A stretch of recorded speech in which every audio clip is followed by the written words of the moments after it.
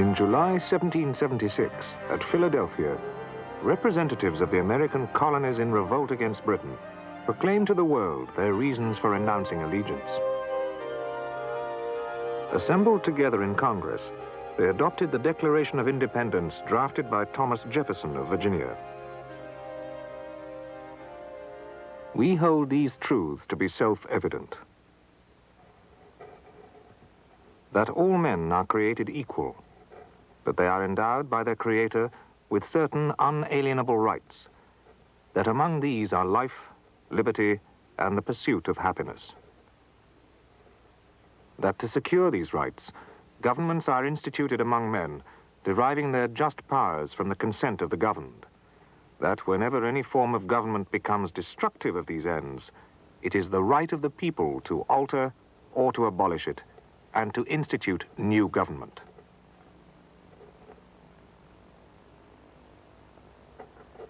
The King of Great Britain, the declaration went on, had shown himself a tyrant and usurper who must be resisted.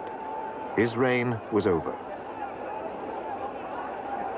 The members of Congress approved the document and signed it one by one. John Hancock, President of Congress, signed first, with an enormous, bold signature to make sure that King George could read it without spectacles. In Philadelphia, there was great rejoicing when the declaration was first read in public. And when the text reached George Washington, the American commander-in-chief, he had it read out to every company of his troops. In this way, a new nation was born, and the American flag began its long evolution.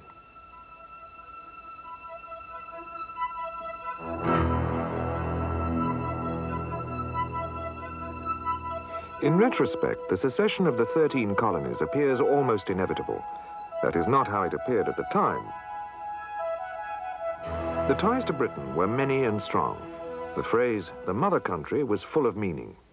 Even the 4 Puritan colonies in New England, which had been settled by religious fugitives, had received royal charters of foundation, and all the other colonies owed their very existence to royal strategic and commercial policies.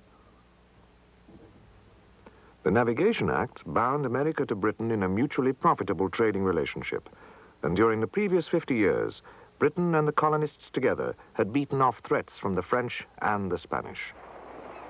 When the Pilgrim Fathers sailed to America, they brought with them their culture, language, and religion.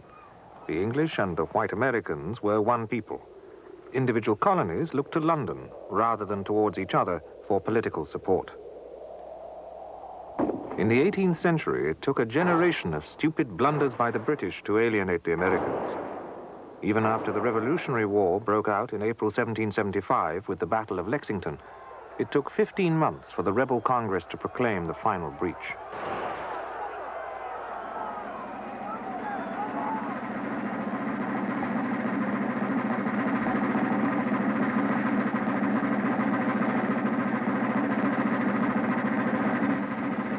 It seemed a rash thing for 13 little colonies to throw off British protection and defy British arms in a world of constant war between empires. But once the great step had been taken, it was irrevocable. The Declaration of Independence implied not only that America would be independent, but that it would be a new nation, a republic committed to Jefferson's proposition that all men are created equal. Modern democracy, as well as modern America, had been born.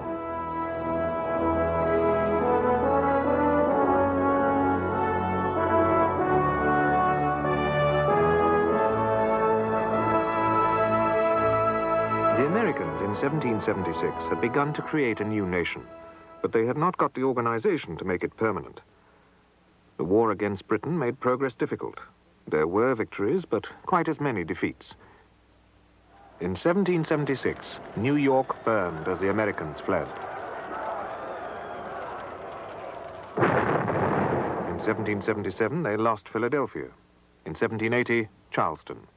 The army, which Congress raised with difficulty and supported inadequately, would have collapsed but for the courage, wisdom, and fortitude of General George Washington. At Saratoga in 1777, the Americans' cause was assisted by the bad management of the British. whose generals had a genius for snatching defeat from the jaws of victory. The British general, Burgoyne, invading from Canada, advanced too far from his base, was cut off and forced to surrender. This event persuaded the French government into joining the war against Britain. In 1781, another British general was besieged and defeated by the Allies at Yorktown in Virginia. That was the end of the war, though peace was not signed until 1783. As the British soldiers marched off into captivity, their bands played a song called "The World Turned Upside Down." It was an apt comment, for a new age was indeed beginning. Victory over the British left the Americans looking for a new system of government.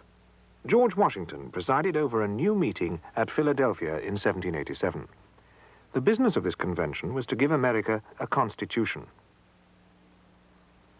After several months of hard work, in secret, the delegates unveiled the document which has governed the United States ever since.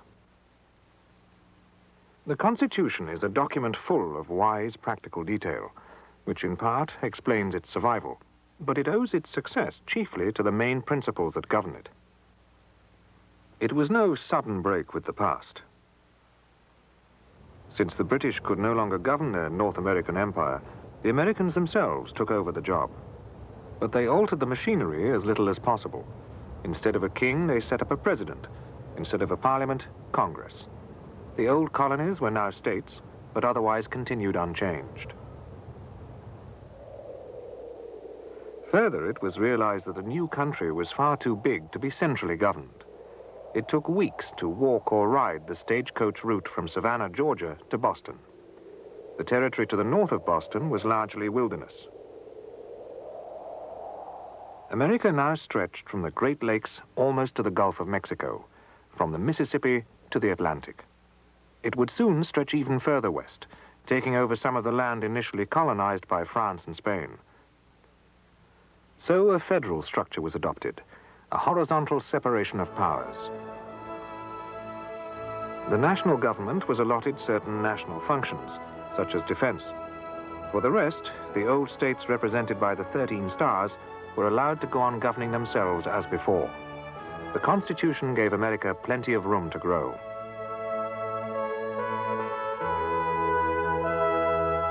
Also, the Republic was deemed to be a nation.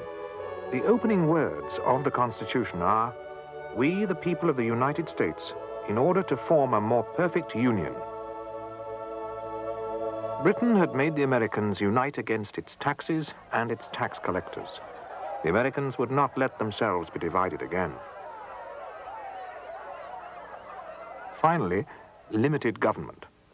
The rights of individuals as well as states are spelt out in the first 10 amendments to the Constitution, signed in 1789 and ratified in 1791. They are known collectively as the Bill of Rights. Article 1 guarantees such things as freedom of religion and freedom of speech. These rights may not be overridden by the federal authorities. A careful separation, which has lasted ever since, was deliberately established between executive, legislature, and judiciary to prevent any tyrannous concentration of power.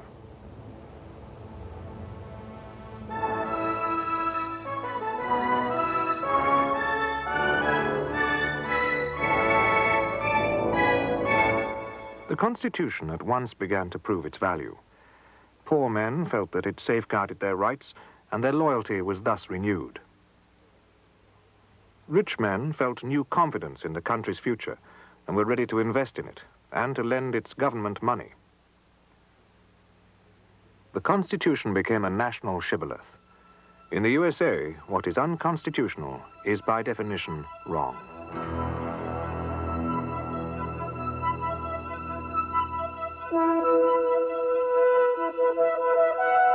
So it was a nation renewed in strength and vigor which faced the storm of the Revolutionary and Napoleonic wars between Britain and France. These wars were largely fought on the Atlantic, and both sides harried neutrals, which affected Atlantic trade. The United States was very much concerned.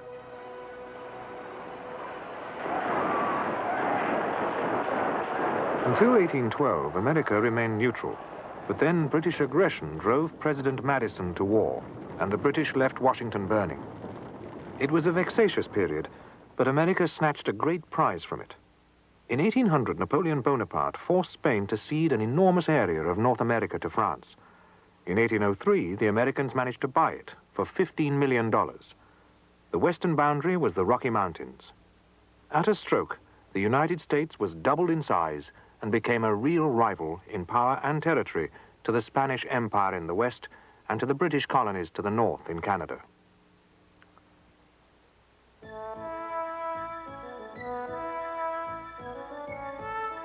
As soon as the Louisiana Purchase was announced, settlers crossed the Mississippi in large numbers, searching for the better lands, greater wealth, and larger freedom that always seemed to lie further on towards the sunset.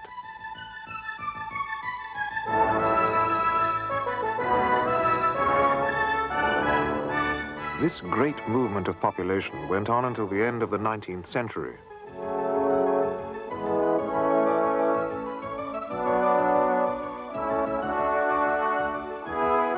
It was the wagon trains that made America, but not without war, not without crime, not without great suffering. It was the Indian tribes and the buffalo that were the victims of this great wave of settlers.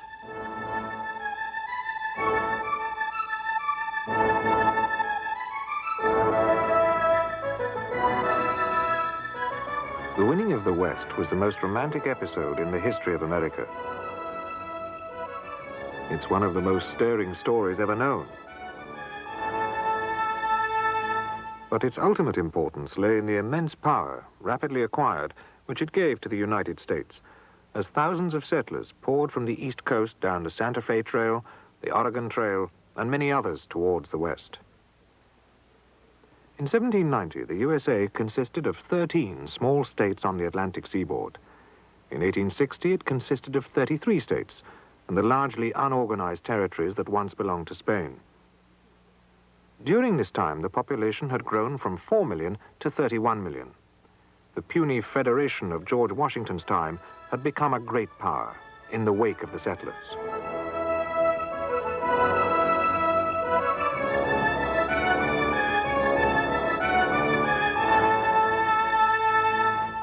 The Americans were still basically a white English Protestant farming stock, but the rapid expansion west could not have happened without political institutions that were both solid and flexible. These the Constitution provided. All the rest had to come from the people. Their success proved how well they were adapted to their opportunities. It's true that the urban population on the East Coast expanded in the first half of the 19th century at a rate that has never been equaled. In 70 years, it went from about 200,000 to well over 5 million. Also, the Industrial Revolution soon took eager hold. The first steam railroad opened for traffic in 1830. 40 years later, the railway was the fashionable conveyance. Away from the cities, development continued. The forests were felled, and the prairies were plowed. The immense abundance of the virgin lands of America began to make itself felt, and by 1850, the United States was exporting 1 million bushels of wheat each year.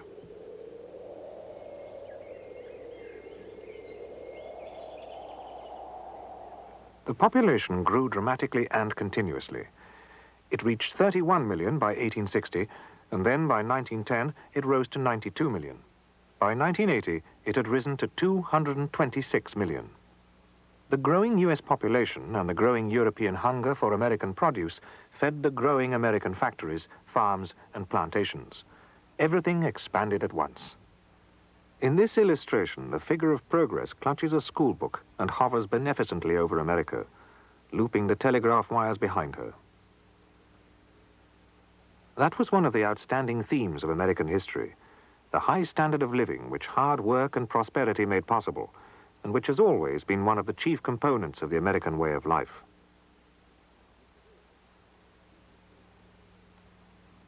These linked phenomena of continental expansion, rising production, and a rising population were the work of an energetic, intelligent, and well-trained people.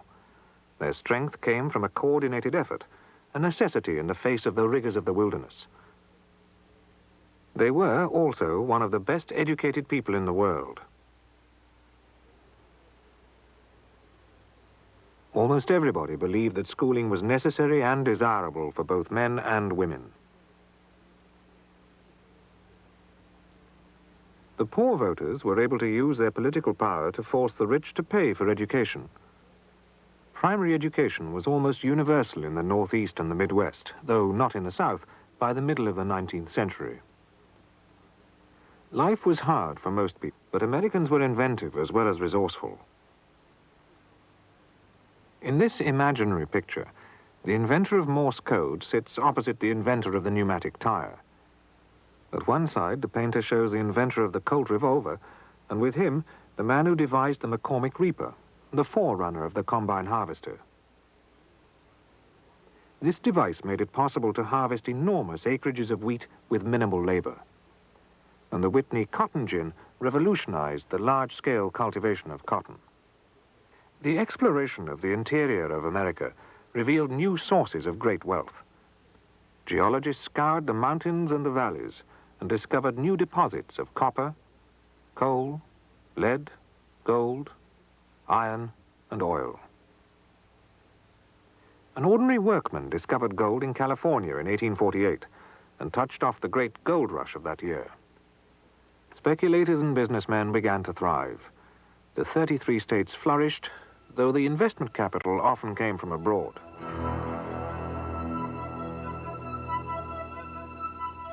There was a high price to pay for these accomplishments. The Anglo-Americans had called up forces which they could not control. The political system, which gave so much scope to individual enterprise, was democratic and growing more so. But as the population expanded, power had to be shared by more and more people. The English Protestant population encouraged immigration, especially from Ireland, where there was famine. Then it discovered that it did not like the results. In the 1850s, there was a vigorous anti-immigrant political movement. The vociferous Catholic Irish were one of the main targets. There was another problem. America had been taken from the Indians. From the earliest days, the settlers had fought for what they wanted. Before the white men came, the whole continent was the domain of the Indian tribes. But by 1875, they were largely confined in these reservations. By 1930, this was virtually all that was left to them. Throughout the 19th century, the U.S. Army was constantly at war with the Indians, trying to resolve the problems caused by settler greed and settler hostility to the tribesmen.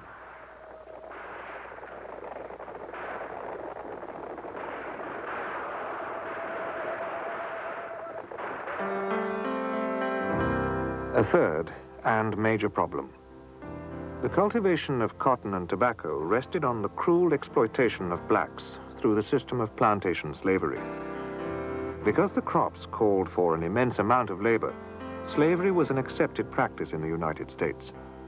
From the late 17th century until the 19th century, millions of black people were shipped from Africa to America.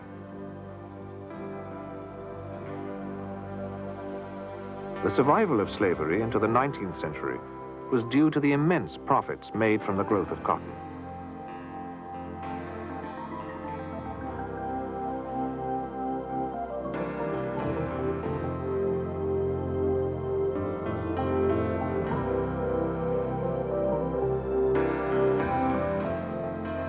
Generation after generation of black people grew up and lived on the plantations, growing cotton that was then exported to the mills of Lancashire.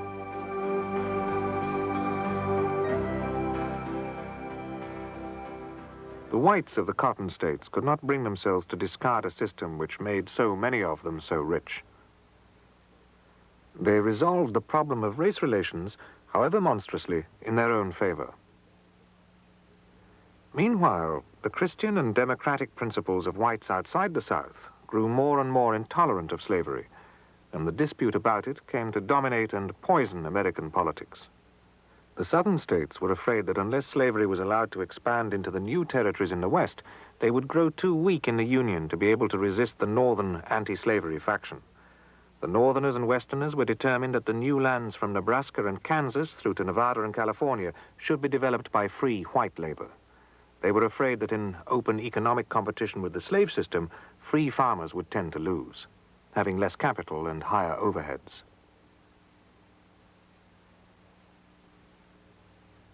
By 1860, a breaking point had been reached. In that year, the election of an anti-slavery president, Abraham Lincoln, convinced the southern states that they were no longer safe in the Union. They broke away and formed a new and independent political group, the Confederated States. Almost all the slave-owning states joined in. The rest of the Union went to war to save the old republic.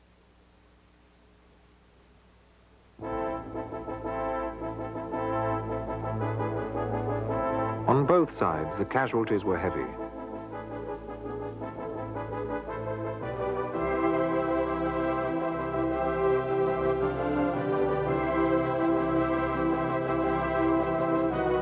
It was only after enormous suffering and 4 years of fighting, with the South in ruins, that the superior strength of the northern states prevailed. America was saved, and slavery, perceived as the real cause of the war, was abolished.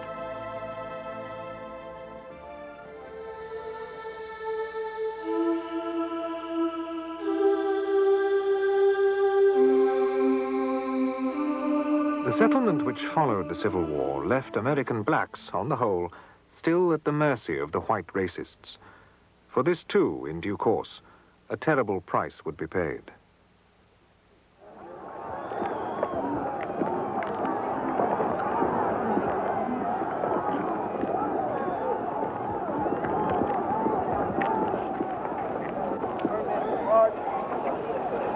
Have you got a previous amount? You have a chance to go slow and go home if you like or not. You understand? You're not going home. You're under arrest. Move behind the line. Move through the police line and behind the line.